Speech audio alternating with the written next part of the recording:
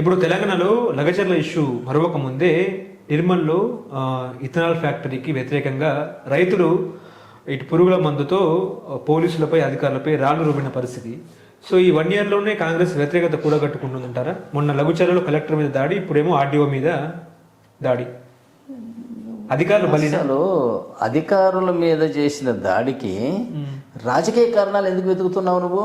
Okay, ముఖ్యమంత్రి మీద దాడి చేయలేదు కదా, లేదా పార్టీకి ఓటేయకుండా లేరు కదా. ఒక అధికారి మీద ఎందుకు చేస్తారంటే అక్కడ వచ్చిన సమస్య ఏంటంటే వాళ్ళు వాళ్ళ జీవితంలో విలువైన ఆస్తిని పోగొట్టుకుంటున్నారు. ఆ భూమే వాళ్ళకి జీవనాధారం.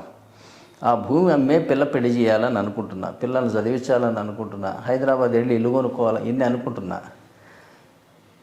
నాకు ఎకరం చూస్తేనేమో అక్కడ 50 లక్షలు ఉంటుంది. మీరు దీన్ని తీసుకొని నాకు 7-8 లక్షలు 10 లక్షలు ఇస్తే వాళ్ళు ఏమన్నా మనలాగా లక్షల ఆదాయం ఉండే మనుషులు కాదు. పోనీ 30 లక్షలు తగ్గినీలే అనుకోవటానికి. అందువల్ల ఏంటంటే వాళ్ళతో చాలా జాగ్రత్తగా డీల్ చేయాలి ప్రభుత్వాలే.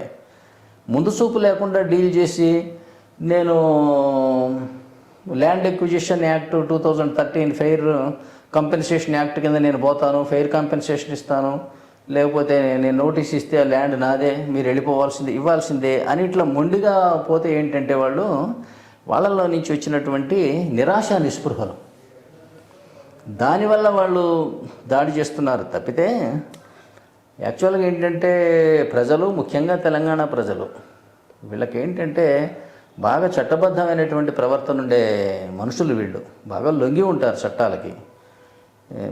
తిరగబడే నేచర్ ఏమో తక్కువ. ఏదైనా సత్యాగ్రహం అంటే నిజమైన కారణం ఉంటే తిరగబడతారు తప్పితే వీళ్ళు ఒళ్ళు కొవ్వెక్కి చేసే నేర స్వభావం ఉన్న మనుషులు కాదు తెలంగాణ ప్రజలు. ఇక్కడ ఏంటంటే విలువైన భూములు పోతున్నాయి అనేది మంట కంపల్సరీగా మనసులో ఉంటుంది. ఇప్పుడు నాకు కూడా మా దగ్గర ల్యాండ్ ఎక్విజిషన్లో నాది ఒక 10 కోట్ల రూపాయల ల్యాండ్ పోతుంది.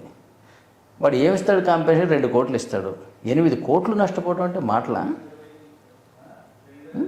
ఇవాళ ఒక 10 లక్షల రూపాయల కోసం ఒకనొకరు మర్డర్ చేసుకుంటున్న రోజుల్లో ఒక 10 కోట్లు నష్టపోవడం అంటే మాటలా? కానీ అక్కడికి పోయిన అధికారులైనా సరే ఏంటంటే వీళ్ళు ఒక జాగరూకతతోటి, చాకచక్యంతో ప్రవర్తించాలి తప్పితే అధికార భావాన్ని కనుక అక్కడ ప్రదర్శిస్తే ప్రజలు లెక్క చేయరు. వీళ్ళు లౌక్యంగా ప్రవర్తించవలసిన అవసరం ఉండే, ప్రవర్తిస్తే వాళ్ళు కొట్టాల్సిన అవసరం ఏముంది? దాని బదులు ఏం లేదమ్మా, చుట్టానికి వచ్చాము, మీ అంతా మేలు చూస్తాం, మీకోసం మంచిగా చేస్తాం, మీకు రిహాబిలిటేషన్స్ అన్నీ ఉంటాయి, మీ సమ్మతి లేకుండా మేము తీసుకోము. ఒక్క ముక్క అంటే ఎందుకు కొడతారు? మీ సమ్మతి లేకుండా తీసుకో. ఆ తర్వాత ఏం జరుగుతుందో తర్వాత సంగతి. నేనే ప్రభుత్వాన్ని నేనే ఇవాళ డిసైడ్ చేస్తున్నా, నేను చెప్పిందే వేదం అన్నట్టు మొండిగా మాట్లాడితే జరిగి ఉంటుంది.